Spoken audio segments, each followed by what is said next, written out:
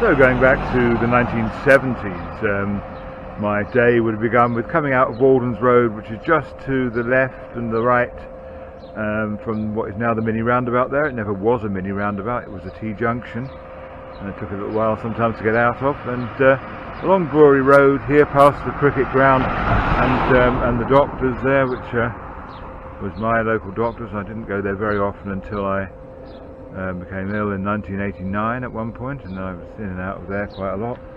And then along this road, along Brewery Road, and then onto Horsell Moor here, and that has always been a children's playground, although, as I said, it's been upgraded quite a bit over the years. And we'll head along that way, see what's changed there. So only these trees have grown, but they've always been there, certainly since 1974. And the playground there, the cricket club, you actually see into that a bit more. I think they've trimmed down the trees here. That used to be much more enclosed, but it has always been the cricket club. And the squash club over in the corner there, you can see that that always was a squash club as well. Then things have changed a little bit here. Now there, of course, is Woking's new skyline. You can just see the BAT building that was the tallest building in Woking until really fairly recently, actually, but it dates back to the early 70s, that one, but is now the smallest of, there's now 3 bigger ones there, and they keep building more. So that's the ongoing development of Woking, which has been going on at least since the early 70s. I've seen it probably demolished and rebuilt 2 or 3 times in that period. On the corner here was Ashley Cook's shop, and then over the way there, that used to be Ashley Cook's factory, completely knocked down and rebuilt, although it was only built in the early 80s, and I worked there actually 1982 and 83 as a student, driving vans, fixing things up in the engineer's workshop, thumping great big machines with a mallet to make them start working again, that kind of thing. Good old-fashioned engineering. Hit it here. Now this has all changed. This used to go a little further up, this extension to Horsell Moor here, and they've since built Lockfield Drive in the late 70s and early 80s, and there's now a bigger bridge over. This used to be the little step bridge that just went across the canal and down the other side. It's now much bigger because it goes over Lockfield Drive as well. So this here is Lockfield Drive, which provided the main access from Woking Town Centre to Goldsworth Park, and was built probably late 70s, early 80s, something like that, along with the bridge that I'm standing on. Now, the bridge I'm standing on just used to be a much smaller bridge, and it simply crossed the Basingstoke Canal, and this canal actually used to be in much worse condition than it is now, because they had a programme of doing it up sometime around about the 1980s or so, and it's sort of survived a bit. It's not quite boats up and down all the time. There's that skyline again, but it used to be full of shopping trolleys and assorted rubbish and totally overgrown, and it's much better than that now. So this is the other side of what used to be called the Step Bridge, and of course this little path here keeps its name. These houses were always here, obviously, but actually the blocks of flats there weren't.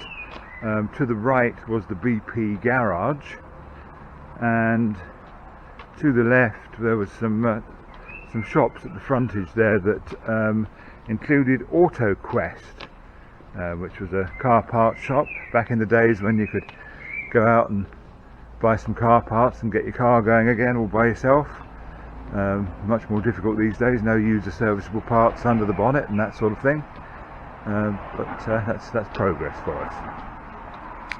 Okay, across the road there, block of flats now, but called the Old Dairy, and it was indeed the Unigate Dairy back in the day. Electric vehicles going out delivering milk to your home. How modern is that? But that doesn't really happen so much anymore. You can get Amazon delivering anything to your home now, but it's all diesel powered, of course, so not all progress is forwards.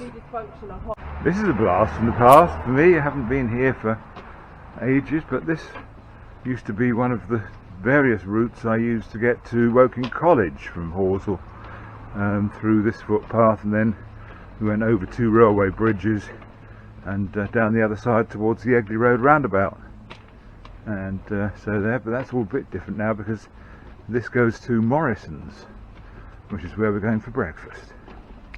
There you go, you can ride your bike through here. I'm sure that's what it means. That was my interpretation of it from 1978 to 80 when this was my route to Woking College. Let's go and have a look. Yes, of course you can ride your bike through here. Mind you, get be a bit prickly, I think, now. And a special gate here off the footpath takes us into Morrison's. I'm not quite sure when Morrison's was built here. It used to be like railway sidings and stuff, but I think probably sometime around about the turn of the century or thereabouts, maybe a little bit later. But it certainly wasn't here in the 70s and 80s when I would have come this way to Woking College. So here we are in Morrison's, gigantic supermarket that it is, and I'm just waiting for my breakfast to arrive. Well, so the thing is that breakfast has arrived. Now take a look at this.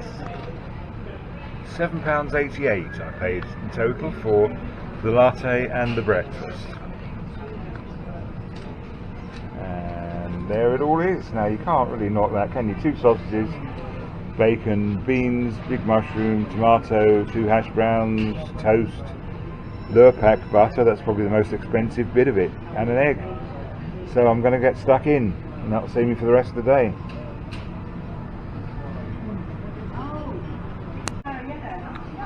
There you go, I think we'll rate that as entirely satisfactory. £7.88. Can't get better than that, actually. They did used to do 2 for a tenner, which when Jude and I were on holiday, we did quite a lot. So this is all fairly new here, McDonald's, and then that new skyline of Woking you can see there. And coming around, there's a Morrison's petrol station on the corner. That's why there's 2 garages gone from Goldsworth Road. And then those flats and shops over there, there used to be a electrical second-hand shop, did cookers and all that sort of thing. The Chinese chip shop that we used to go to on the way home from the disco, about 1977. And the other branch of Eve French was also in the parade that was there. And that moved into Chobham Road. I'm not sure if we ever had 2 shops going or not. He certainly didn't at the time I was involved in Eve French, but I'll have to ask my sister about that one. Now there's one of the great constants in life, which of course is the funeral service, but the interesting part is that the digital clock above the sign there has always been a digital clock. And I used to know on my journey to school from 1974 to 78, I would have come this way, and I would check. It was a slightly different digital clock. It was one that flipped over digits rather than LEDs, because there was no such thing as LEDs in the 70s, at least not of that size. And I would have known if I was running late for school or not, whether it had gone 8:35. If it was past 8:35, I was going to be a little bit late, but usually I was pretty much bang on the money there. Quite good at timekeeping even in those days. Formerly the site of the Esso petrol station, just along here somewhere, and I once took one of our cars to check the tyre pressures there, and I was doing it, and this guy in a Golf GTI pulled up behind me getting very impatient, so I decided I'd check the spare as well while I was at it, and then he gave me a bit of a bollocking because he was the owner of the garage, but hey, be nice to people. So looked at from this angle, actually, that's a very substantial block of big flats that they've built there on the site of the Ashley Cook factory that I worked in. Dry cleaners with sort of production lines and washing machines all over the place and all that. And which I worked there from, well, summers of 1982 and 83, before I went to work for the BBC. I spent my time paying off my student overdraft during the summer there, which wasn't too bad. but then I went on to a different life altogether.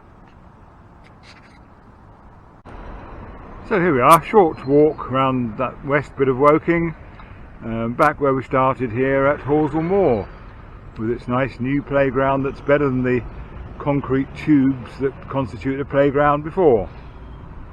All good.